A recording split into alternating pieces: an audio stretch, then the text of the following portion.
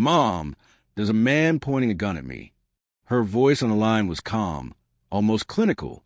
For a second, the words refused to land. Then I shoved my chair back, so hard the conference table rattled, and I was moving before I'd finished the sentence in my head. "Stay on the line. Don't make sudden moves."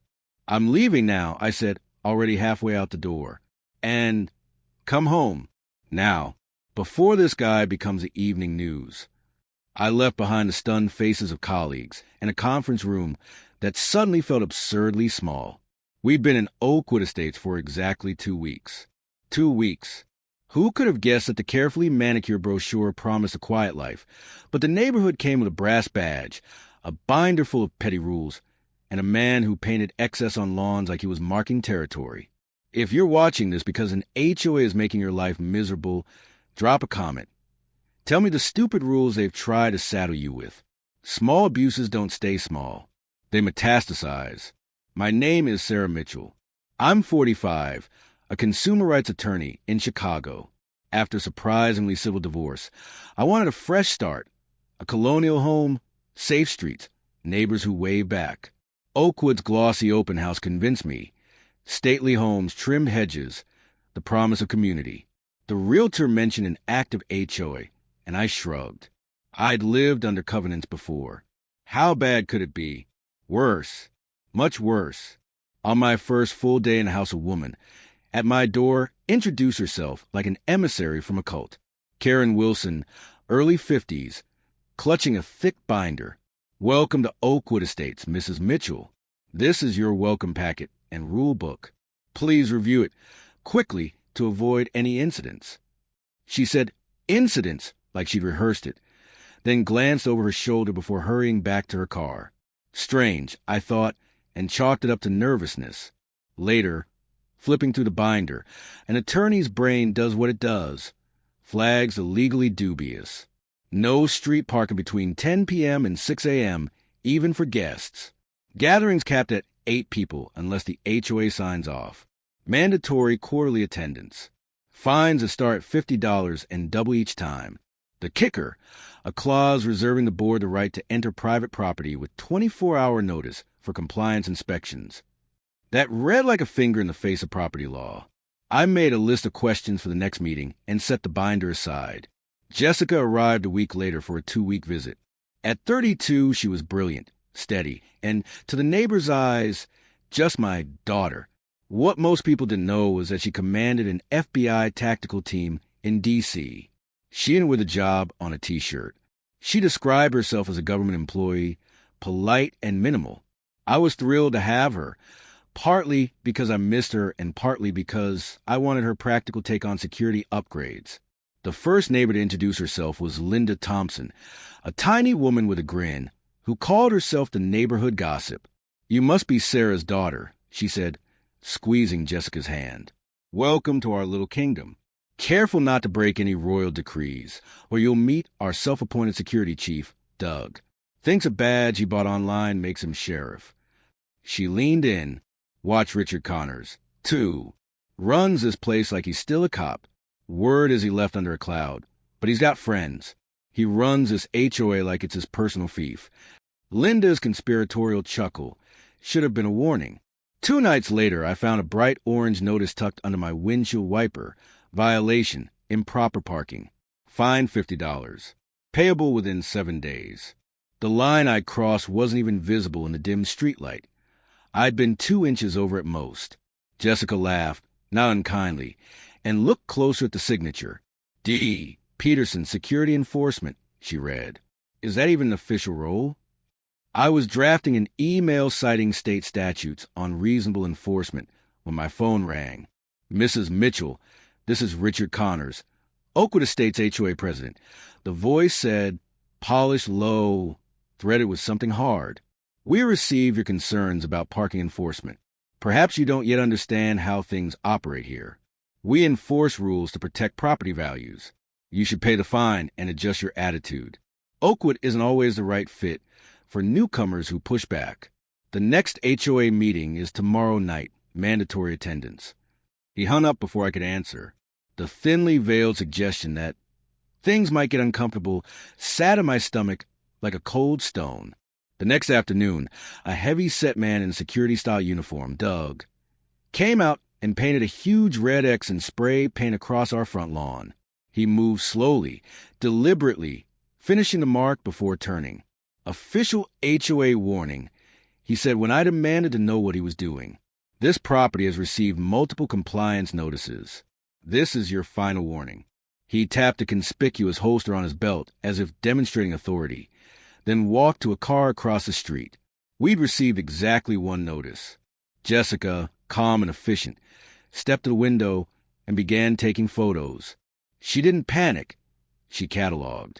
They just implied they might use a weapon over a parking dispute. She asked quietly. There was a wry tilt to her mouth. I think I'm going to stick around longer than planned. This is interesting. The way she said it made my blood run hot and cold. Not fear. The professional curiosity of someone who'd seen patterns of escalation before and knew how they ended if unchecked. The meeting at the community center was small, about 40 residents. Richard stood at the front, silver-haired, postured like a sergeant. Doug hovered. Karen Wilson sat with the minutes and the financials, avoiding our eyes when we walked in. Richard introduced me with a smile that didn't reach his eyes. Let's welcome our newest resident, Mrs. Sarah Mitchell. She's already shown a special perspective on community standards. The room chuckled thinly. For 40 minutes, Richard talked and shut down anyone who asked about rising fees or requested specifics on security spending. When Michael Garcia tried to ask why security costs had tripled in 6 months, Richard cut him off with vague references to recent regional incidents and moved on. People exchanged looks and swallowed their questions. When the floor cleared, I raised my hand. Richard ignored me until the pauses grew long and awkward, then pointed my way with obvious irritation. Yes, Mrs. Mitchell? I have questions about the legal basis for some of your enforcement policies. I said, voice level. Specifically the clause allowing HOA representatives to enter private property for compliance inspections. That directly contradicts state property statutes unless explicit consent was recorded in the deed. Additionally, your fine structure appears to exceed limits set out by State Code 27-45. A weighty silence followed, like a hell breath. That silence felt more dangerous than any spray-painted X. Richard's face flushed, his knuckles whitening around the podium. Mrs. Mitchell, we appreciate your legal opinions, he said, voice tight. But our covenant was drafted under the guidance of top HOA attorneys. These matters were settled long before you arrived. Perhaps if you'd spent more time reading the welcome package instead of looking for loopholes, you'd understand. By purchasing in Oakwood Estates, you've already consented to our governance structure. Maybe in your next home, you'll do more thorough research before buying. The smile on his face was pure theater, meant to humiliate me. I felt the burn rise in my cheeks, but years in the courtroom had taught me, never let them see you flinch. As the meeting ended, I gathered my things. Karen Wilson, the secretary, slipped something into my hand without looking at me. Outside, under the street lamp, I opened a folded note. Careful. Cameras and microphones in common areas. They're watching. Before I could fully absorb the warning, Doug brushed past, slamming his shoulder into mine. We know how to handle people like you, he muttered just loud enough for me to hear. Ask the Johnsons why they sold so quickly last year. He walked off, climbing into the same car I'd seen parked outside my house the night before. When I got home, Jessica wasn't alone. Linda Thompson sat in the living room, along with Michael Garcia, the man who had dared to question security expenses during the meeting. Jessica's eyes lit up with something sharp, something familiar. Mom, she said, I think we found allies. Michael's got footage you need to see. Before I could ask, my phone buzzed. An email from Richard Connors. Serious violation. $5,000 fine. The charge? Unauthorized gathering. They're claiming having guests in our home is a violation. I said, incredulous. Michael nodded grimly. Same thing happened to me last month when I hosted my brother's family. They called it an unregistered event exceeding occupancy. The truth? I'd been asking too many questions about the budget. This is how they operate. Selective enforcement. Pay up or get crushed. Linda sipped her tea and leaned forward. And those who don't comply, Windows get mysteriously broken. Pipes burst. Kids blamed for vandalism. Most people just give up and move. She studied me with a sharp glint in her eye. But something tells me the Mitchells aren't most people. Jessica grinned. Show her, Michael. Michael opened his laptop. Security footage filled the screen. Richard and Doug taking cash from a contractor working without permits. Doug planning violation notices on homes owned only by residents who had questioned the board. And then Richard, standing with a man in a business suit, clipboard in hand, reviewing a list of addresses. One of them was mine. They've got a blacklist, Michael explained. Prime properties they want to acquire cheap before the new commercial zoning kicks in. Linda pulled a notebook from her purse. I'm a retired investigative journalist, she said, and I've been documenting Richard's reign for 3 years. 26 families forced out, all bought up by shell companies tied to Richard's brother-in-law. Harassment, fines, intimidation, every single time. Pieces locked into place in my mind. This wasn't petty power abuse. This was racketeering, dressed up in khakis, and HOA bylaws. Jessica studied the footage, pausing on Richard's face as he pocketed a wad of cash. That's not just greed, she murmured. That's someone who enjoys control. He gets off on it. Linda's voice hardened. I've met dozens like him. Petty tyrants drawn to systems with just enough authority and no oversight. HOAs are perfect for people like Richard. Michael added, my cameras picked up audio last week. Richard told Doug to focus on your house. Sarah said you were going to be a problem. He planned to push you out from the beginning. A chill ran down my spine, but it was quickly replaced by fire. They thought I was just another mark. But they had no idea who they were dealing with. A consumer rights attorney with a daughter trained to dismantle criminal networks. The next morning, I filed a complaint with the City Housing Authority. By that afternoon, our water shut off. Emergency maintenance. Doug smirked when I confronted him. Should be back in 6 hours. HOA regulations permit it. Maybe keep some bottles handy next time you decide to stir the pot. Jessica leaned against the porch railing, eyes narrow but calm. That night, while I was tied up in a work call, she quietly installed hidden security cameras around our property. Just precautions, she assured me. Nothing compromising. Doug's car sat outside until midnight, headlights occasionally flashing across our windows, a flashlight beam cutting across our lawn. Classic intimidation. Jessica explained it like she was teaching a class. Make them uncomfortable, force them to fold. It's how they operate. Her phone buzzed. She glanced down, then looked up at me with a sharp smile. Karen Wilson wants to meet tomorrow. Riverdale Coffee. Says she can help. That night, I stared out my bedroom window at the glowing red X still staining my lawn. For most families, it was a mark of defeat. For me, it had become a banner, a line drawn. Richard Connors had harassed and broken 26 families. But in me, he had chosen wrong. And in Jessica, he had unknowingly challenged a professional predator hunter. The next day, Jessica was already seated in the Riverdale coffee shop, back to the wall, view of both entrances. Karen arrived exactly on time, scanning nervously before slipping into the seat across from her. What I'm about to tell you could cost me everything, Karen whispered. Jessica leaned forward. Then let's make sure it's worth it. Karen slid a USB drive across the table. I've been tracking the money.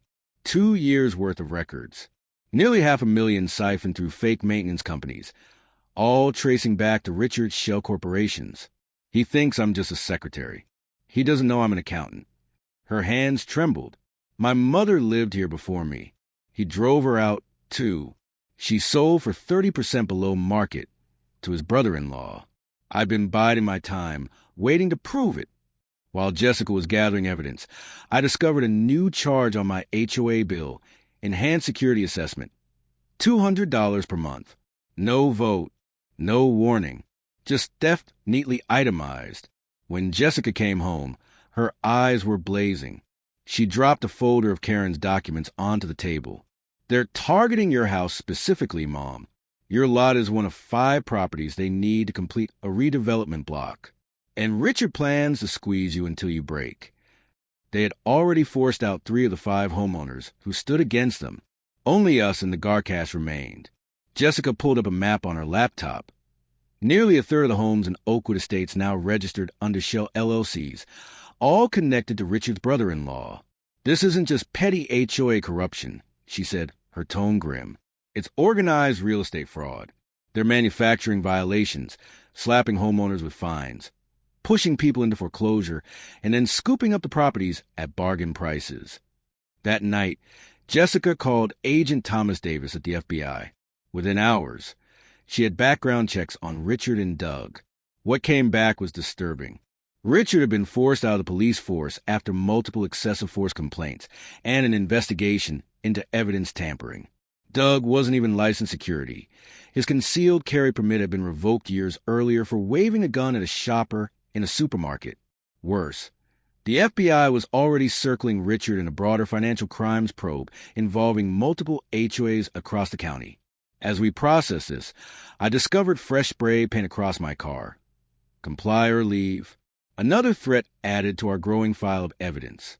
The next evening, everything came to a breaking point. Jessica's phone buzzed with a text from Michael. Emergency. Doug at my door. He has a gun. Jessica was up in an instant, grabbing her keys. Stay here, Mom. Call the police. Tell them it's a potential armed standoff, so they don't drag their feet. I'll handle this. Before I could protest, she was gone, moving with the calm efficiency of someone who'd been here before. I dialed 911, my voice trembling as I reported an armed man threatening a neighbor. The dispatcher promised officers were en route, but warned it could take 15 minutes. 15 minutes felt like forever when someone you love is walking into danger. 6 minutes later, I couldn't wait anymore. I rushed down the street. From the corner, I saw Doug standing on Michael's porch, his hand resting on a holstered gun, barking at Michael's security cameras. Jessica was already there, body angled protectively between Michael and Doug, calm but laser-focused.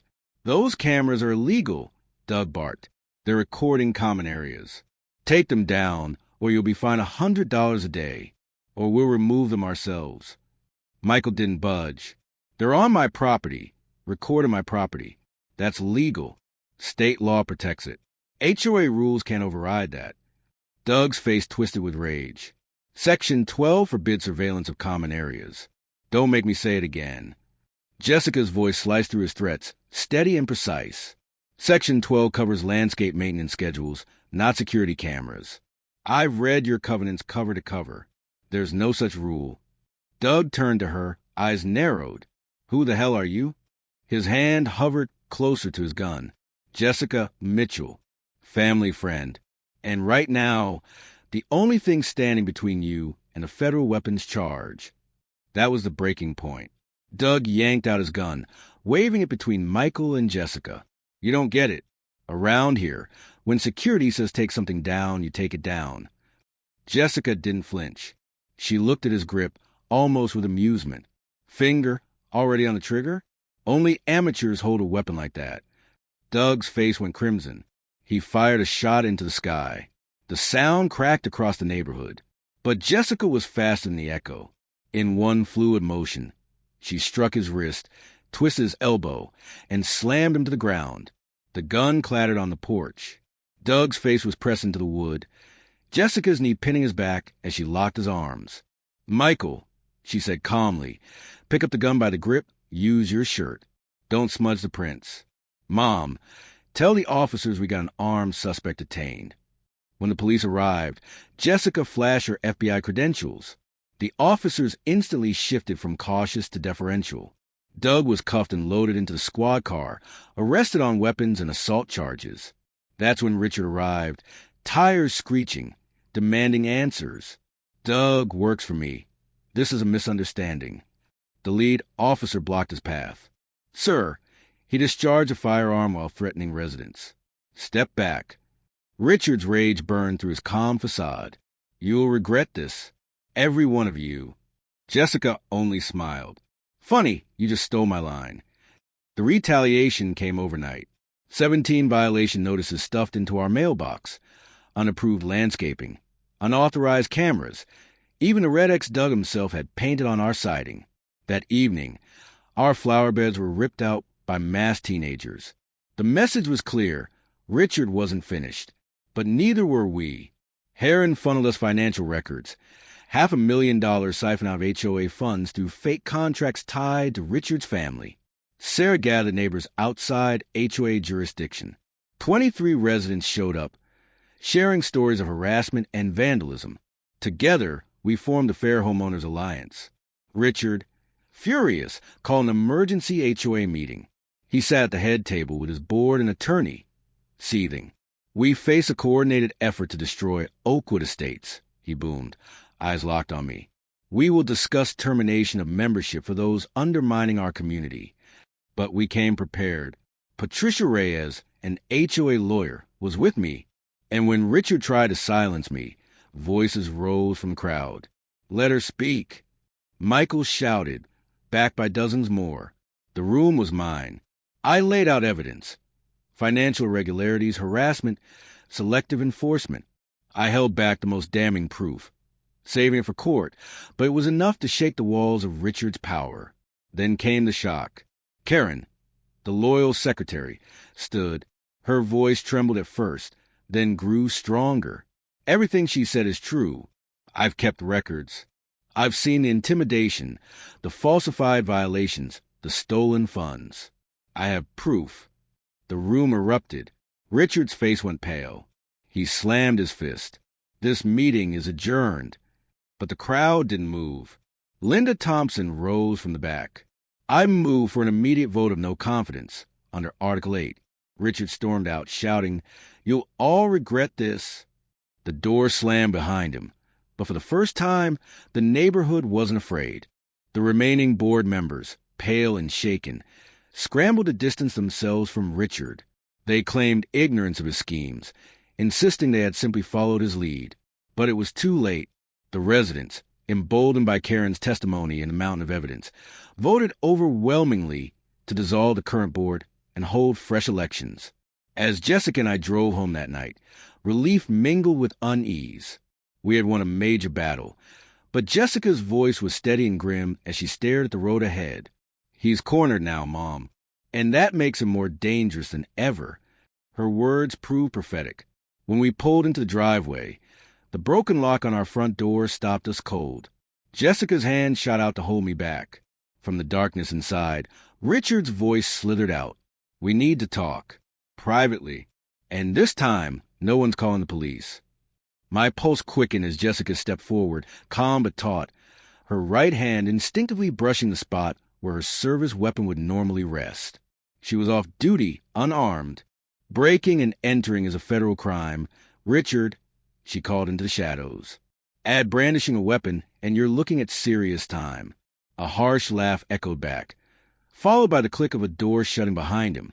We entered carefully. Richard sat in my favorite armchair, a pistol balanced casually on his knee, his smirk full of menace. "I know who you are now, Jessica Mitchell," he sneered. "FBI tactical. My friends at the department looked you up. Impressive. But even federal agents need to sleep. Accidents happen." Jessica didn't flinch. Instead, she studied him with the cool detachment of a predator sizing up prey. "What's your end game here, Richard? You've already lost the HOA. The FBI is on you for financial crimes. Walking away now might be the smartest move you've got left." As she spoke, I noticed her hand subtly press inside her pocket. She had activated her phone's recorder and the hidden security cameras we'd installed. Richard's smile was shark-like. He lifted a thick document in one hand, keeping the gun steady with the other. A full retraction, signed by both of you, along with a notice of immediate sale. I'll even be generous, $50, 000 above your purchase price. Sign now and this all goes away. Refuse and things get complicated. Jessica tilted her head, voice cool and almost amused. "Still making threats, Richard? That's exactly what got you into this mess." For 20 minutes, she worked him like a master interrogator, guiding him into boasting about his operation. Piece by piece, his arrogance unraveled into confession. 34 properties, he bragged, snapped up at 30% under market. My brother-in-law's shell companies hold them until rezoning. Once the commercial expansion hits, we clear $7 million. Easy. The fools never even knew what was coming. He leaned forward, enjoying his own audacity. I've got dirt on half the cops in this county. Doug takes the weapons charges, stays quiet. And you, Sarah, he looked at me with cold disdain. You became a rallying point. Sometimes obstacles have to be removed. Then his patience broke. He pointed the gun directly at me, his voice sharp and final. Enough. Sign, or this becomes a tragic home invasion gone wrong. Your FBI daughter can't move faster than a bullet. Jessica's tone was steady, almost casual. Before you pull that trigger, you should know two things. First, that gun in your hand? It was reported stolen from a police evidence locker 3 years ago. Part of the little scandal that ended your career. Second, everything you've said tonight has been transmitted live to Agent Thomas Davis. He's parked down the street, right now with a tactical team. Richard's eyes flickered with confusion. That was all she needed. In one explosive motion, Jessica closed the distance, wrenching his wrist and disarming him before he could react. The gun hit the floor as she drove him face down, twisting his arm behind his back with flawless precision. Richard Connors, she said firmly, her knee pressing into his spine. You're under arrest for extortion, armed threats, conspiracy, fraud, and a dozen more charges we'll sort out later. The front door burst open. Agent Davis and 4 FBI tactical officers stormed in, weapons drawn. Jessica barely looked up. Perfect timing. Our friend here has been very talkative. Richard's face, red with rage and disbelief, twisted as the handcuffs clicked shut. You can't do this. I have friends. Jessica cut him off with a cold smile. Yes, in the police, in planning, in the DA's office. They're all under investigation now. You weren't just running an HOA scam. You were part of a countywide fraud ring. And you just pointed a stolen gun at my mother. His arrogance crumbled into silence. 1 week later, Oakwood Estates was transformed. Neighbors filled our backyard for a community barbecue, laughter rising where fear had once reigned. Linda had been elected interim president, Karen treasurer, Michael chair of a new transparency committee. People shared their stories, finally unafraid. I can't believe we let them bully us for so long, an elderly man admitted, shaking his head. Divide and conquer, I said softly. But not anymore. Jessica, relaxed and smiling, told me she'd requested a transfer to the Chicago field office. Time to be closer to family, she said. Besides, this fraud investigation is only getting bigger. I want to see it through. 3 months later, I sat in the courtroom as Richard faced sentencing. Jessica testified in full FBI uniform, her presence radiating authority. The prosecution laid out an airtight case. Karen's records are recordings, the FBI's financial trail. The judge's words were scathing. Mr. Connors, you abused neighborhood trust to orchestrate fraud, intimidation, and armed violence. You turned the community into your personal fiefdom. This court sentences you to 15 years in federal prison, plus full restitution. Doug, less culpable but no less guilty, received 8 years. Outside, reporters pressed for comment. How does it feel to take down an HOA tyrant? I thought of the nights with Doug's car outside, the red X on our lawn, Richard's gun aimed at me. Then I thought of the neighbors gathered in our yard, united at last.